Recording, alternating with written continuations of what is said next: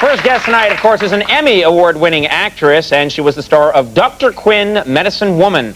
Please welcome the lovely and talented Jane Seymour.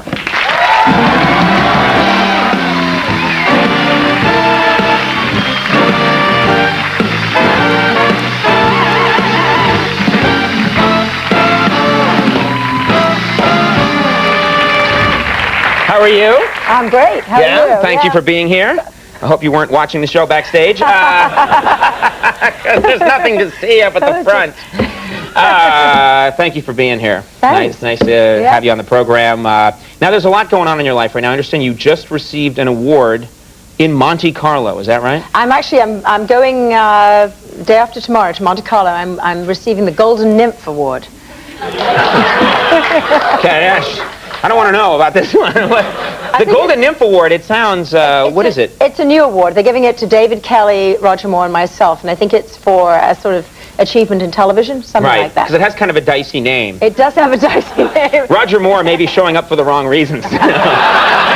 He'll accept his award nude. That's exciting, though. Yeah, that's pretty exciting. Get to go to Monte Carlo. They show, they're going to screen my next movie that's coming out, Enslavement, there, and sort of tribute to television. Right, like do some gambling while you're there. Yeah. Get horribly in debt.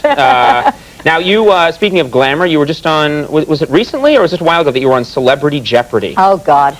Because I have to ask you about this. Our own Andy Richter played Celebrity Jeopardy and did quite well. You did very well.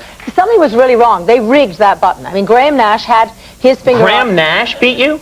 Yes. No, but he'd been studying this. He'd done this before. He knew how to do it. They actually kept coming in the intervals and saying to me, there's something wrong with your buzzer, because I just kept pressing. They could tell I was pressing, but it never registered. I hate to say this, but everyone who loses says something was wrong with the buzzer.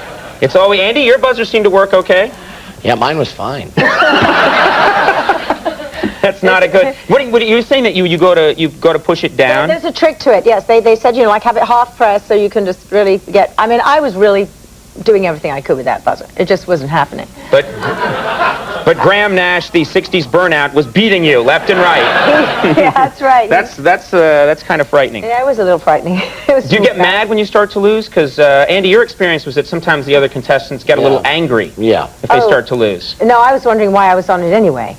But no, I angry, a little frustrated with that buzzer thing. You know, I did know the answers, but right. No, I think it was for charity, wasn't it? And as far as I recall, I think we all got the same amount anyway. So you lost the money for charity. I lost the money. Yeah. There were poor children watching. Why? Now you've had you have a lot of run-ins, of course, with the paparazzi. They don't seem to care about me. I could be on fire in front of the paparazzi. They would not take one photograph. But you are an international star, so wherever you go, the paparazzi's hounding you. What's that like, and how can I get that kind of attention? I don't know. I don't know why. I don't know why that happens. They're usually pretty good to me, but I learned early on. I was told a trick when I was 21, and I just started a Bond film. And I was about to go to the big premiere of the Bond film, and somebody there who was very famous said to me, whatever you do, if you ever get famous, always smile. Just beam from ear to ear when you go in or out of any place, any function, whether a paparazzi, especially if you're really sad or you've done something really bad or they've got some terrible story on you, because if you're smiling and beaming, they can't print the picture.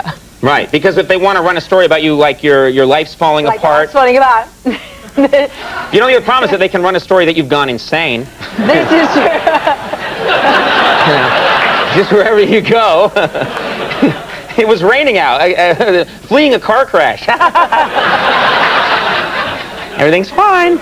They took, I've only had a few stories written about me, and somewhere, you're right, they got some picture of me frowning, you know, or looking kind of sad. I don't know where they got it, but anytime they've written any little thing about me, you know. That picture. Yeah, O'Brien, a sad dope, or something. They run this sad picture of me.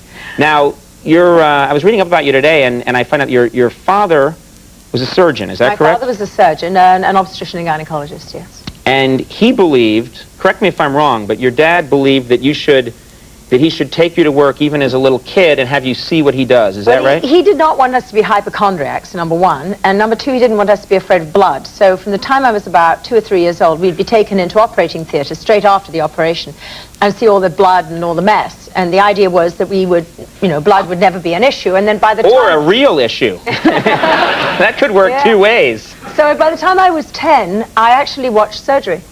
I mean, right next to him. I was scrubbed up and everything, and no one could believe that I was there watching. But I saw a cesarean section when I was 10. Oh, my God. And then heart surgery, open heart surgery, all kinds of things. Now, how did the patient feel about that? They were out.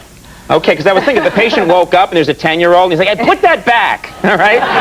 That's not a toy. Oh, I'm sure permission was That's my spleen.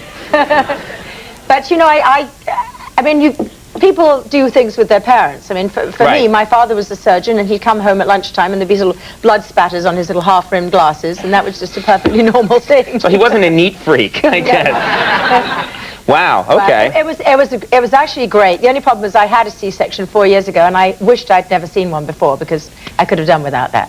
Right, right. And the doctor brought his 9 kids into the operating room. And they built a Lego castle on your stomach.